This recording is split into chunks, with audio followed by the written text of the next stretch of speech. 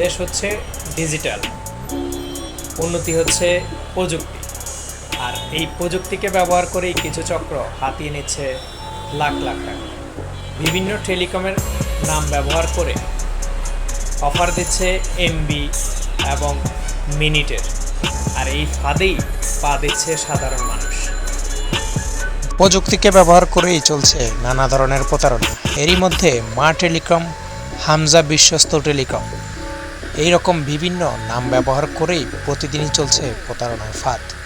এইসব প্রতারণায় আগে বিকাশ থেকে টাকা নিয়ে তারপরে দেওয়া হচ্ছে না এমবি কিংবা মিনিট, এরকম অনেক অভিযোগ আছে তাদের নামে। কিন্তু এই চক্রটা কাজ করছে। আমি কয়েকবার তাদেরকে ফোন দিয়েছিলাম তাদের সাথে একটু আলাপ করার জন্য। তাদের সাথে হোয়াটসঅ্যাপ ছাড়া কোনোভাবেই কথা বলা যাচ্ছে না। তাদের সাথে মেসেজ করা যায়, কিন্তু অনেকে ভিডিও কলেও কথা বলতে চাচ্ছেন না, বা অনেকে অডিও কলেও কথা বলতে চাচ্ছেন না।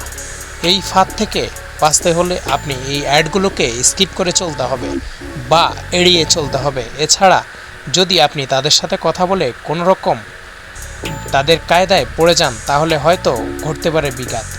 এই যে দেখছেন যে একটা প্রোফাইল পিকচারে যার ছবি দেওয়া আছে, এরাই বিভিন্ন নামে এসব ছবি বা অফারের যেসব লিস্টগুলো তৈরি করে কোম্পানি কিন্তু কোনোভাবেই আপনাদেরকে এরকম কোনো অফার দিচ্ছে না। তাহলে তারা এই অফারগুলো কোথা থেকে আনছে বা পাচ্ছে?